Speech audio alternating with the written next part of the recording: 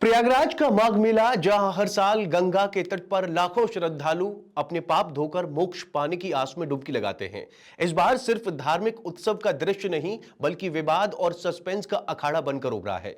मौनी अमावस्या का पवित्र दिन, गंगा घाट पर स्नान का समय और हजारों लोगों की श्रद्धा के बीच अचानक ऐसा दृश्य सामने आया कि मेला प्रशासन और ज्योतिष पीठ के शंकराचार्य स्वामी अविमुक्तेश्वरानंद के बीच खाई की तरह टकराव पैदा हो गया।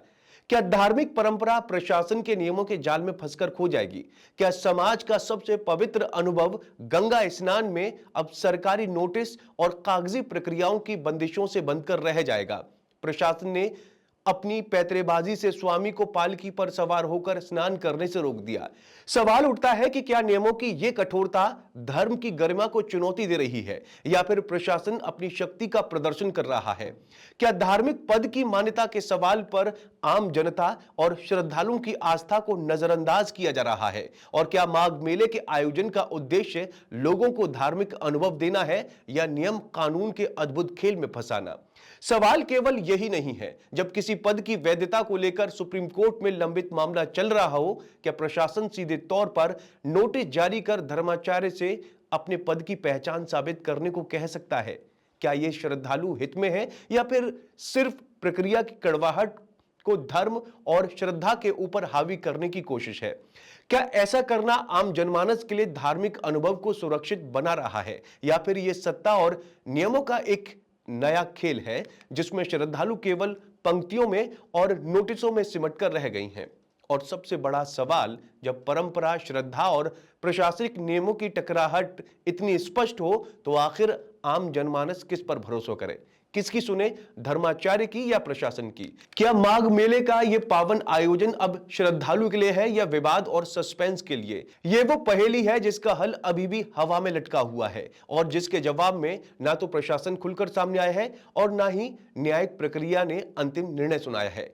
ऐसा लगता है कि प्रयागराज का माघ मेला इस बार केवल धार्मिक उल्लास का नहीं, बल्कि सवालों और कटाक्ष का अखाड़ा बन गया है, जहां श्रद्धा, नियम और न्याय की तीनों ताकतें आम जनता के सामने टकरा रही हैं। क्या इस टकराव का अंत कभी होगा, या हर साल श्रद्धा और विवाद का यह खेल दोहराया जाएगा? दरअसल माघ मेला प्राधिकरण ने अचानक स्वामी अविमुक्तेश्वरानंद को पालकी पर सवार होकर स्नान करने से रोक दिया। इस रोक ने तत्काल माहौल गर्म कर दिया। समर्थकों और पुलिस के बीच धक्का मुक्की हुई और स्वामी ने अपनी नाराजगी व्यक्त करते हुए धरना शुरू कर दिया। उनका साफ कहना था कि प्रशासन माफी मांगे, तभी वो अपने आश्रम में प्रवेश करेंगे।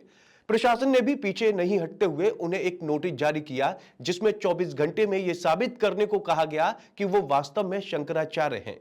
नोटिस में सुप्रीम कोर्ट में लंबित मामले का जिक्र भी किया गया था। वास्तव में यह विवाद तब से चला रहा है जब स्वामी अविमुक्तेश्वरानंद को उनके गुरु स्वामी स्वरूपानंद सरस्वती के निधन के बाद ज्योतिष पीठ बद्रीनाथ का उत्तराधिकारी घोषित किया गया।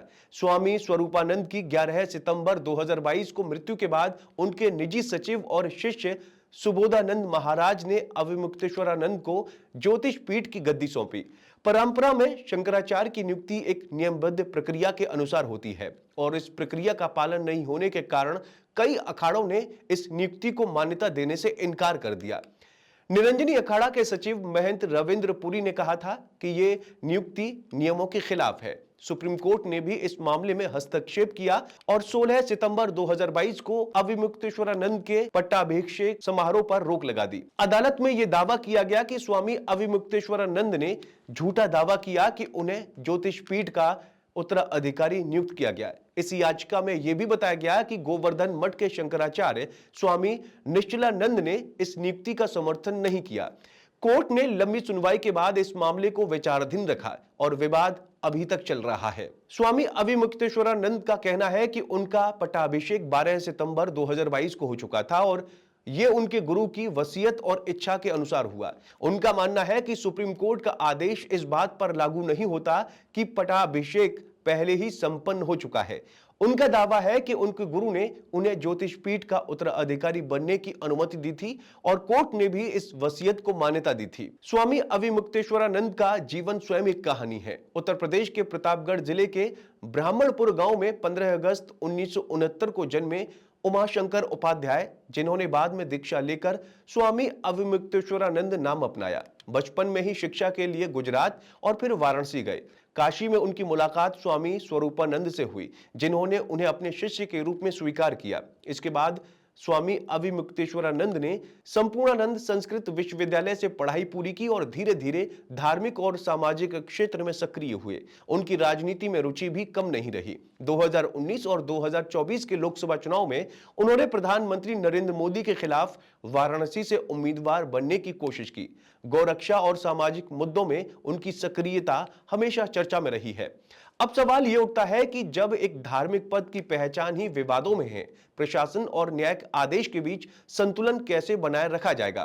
क्या प्रशासन सिर्फ नोटिस और नियमों के सहारे आम श्रद्धालुओं और धर्माचार्यों को उलझाने का काम कर रहा है? और सबसे बड़ा सवाल, क्या श्रद्धा, परंपरा और प्रशासनिक नियमों की इस टकराहट में आम जनता की भलाई और सुरक्षा कहीं पीछे छूट गई है?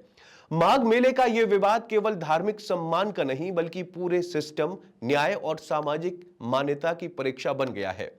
अभी भी यह सवाल हवा में लटका हुआ है कि जब तक सुप्रीम कोर्ट का अंतिम फैसला नहीं आता, क्या स्वामी अविमुक्तेश्वरानंद अपने अधिकार के लिए संघर्ष करते रहेंगे या प्रशासन अपनी जीत का दावा करेगा? और हम आम श्रद्धालु इस बीच किसकी सुनेंगे, किस पर भरोसा करेंगे और किसके अधिकार पर सवाल उठाएंगे? यही सस्पेंस और कटाक्ष का खेल है जो प्रयागराज के माघ मेले को केवल धार्मिक आयोजन नहीं, बल्कि सवालों और बहसों का अखाड़ा बना देता है।